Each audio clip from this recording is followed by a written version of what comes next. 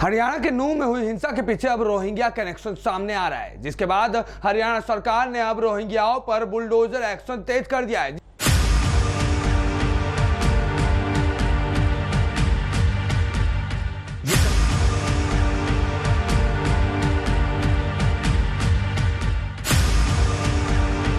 हरियाणा के नूंह में हुई हिंसा के बाद अब हालात कुछ काबू में है और प्रशासन द्वारा अब हिंसा में शामिल लोगों पर एक्शन लिया जा रहा है। इस बीच बड़ी खबर सामने आई है, जहां पर हरियाणा के नूंह में हुई हिंसा के पीछे रोहिंग्या कनेक्शन सामने आ रहा है। संदिग्धों के होटल, घर, अवैध निर्माण को बुलडोजर द्वारा ढहाया जा रहा है। इस बीच हिंसा से जुड़े मामलों में यहां रहने वाले रोहिंग्याओं पर एक्शन और गिरफ्तारी की खबरें भी सामने आई है। जी हां, बड़ी खबर हरियाणा से आ रही है, जहां पर नूंह जिले में पुलिस ने कई रोहिंग्याओं को हिरासत में लिया है, जिन पर अवैध कब्जे का आरोप लग रहा है और बाद में इसी जमीन का इस्तेमाल हिंसा में किया गया। बता दें कि हिंदुस्तान टाइम्स की एक रिपोर्ट आपको हमारी स्क्रीन पर दिखाई दे रही होगी। अंग्रेजी पेपर के इस रिपोर्ट में साफ साफ बताया गया है कि रोहिंग्याओं ने हरियाणा शहरी विकास प्राधिकरण की जमीन को कब्जा लिया था, जिसके बाद अवैध निर्माण को हटाने के लिए बुलडोजर चलाया गया। इसके अलावा कई रोहिंग्या ऐसे भी थे जिन्होंने पत्थरबाजी की और 31 जुलाई को हिंसा में हुई भीड़ का हिस्सा भी बने।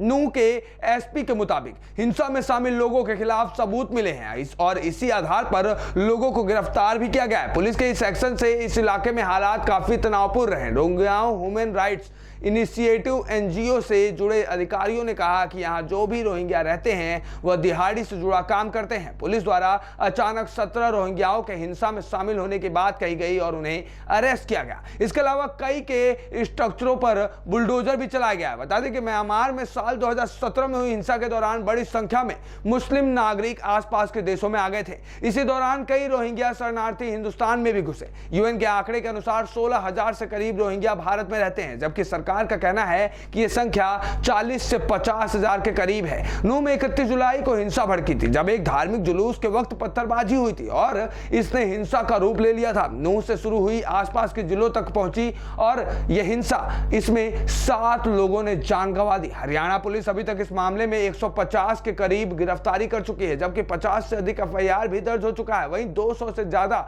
इमारतों पर अवैध निर्माणों पर बुलडोजर चला है। नूंह में अब हालात सामान्य करने की और कोशिशें जारी हैं। अभी यहां 8 अगस्त तक इंटरनेट बंद किया हुआ है, लेकिन इस बीच यह बड़ी खबर सामने आई है, जहां पर नूंह हिंसा में अब रोहिंग्या कनेक्शन सामने आ रहा है। ऐसे में देखा जाए तो रोहिंग्या देश के कोने कोने में बसे हुए हैं और इन रोहिंग्या की आबादी देश में फल फूल रही है, वो भी बिना वोटर आईडी कार्ड, बिना आधार कार्ड के। और वहां की आम जनता, आम नागरिक इस बात से वाकिफ ही नहीं है और वहीं वहां के नेता, वहां के आम नेता इनको वोट बैंक बनाने के लिए इनको फर्जी तरीके से अपने जगहों पर रख रहे हैं और वही कारण है कि ये रोहिंग्या मुसलमान हमारे ही देश में, हमारे ही देश के लोगों के खिलाफ षड्यंत्र रचते हुए हिंसा भड़का रहे हैं। ऐसे में अब हरियाणा सरकार की नूंह में रोहिंग्याओं के ऊपर एक्शन तेज हो चुका है।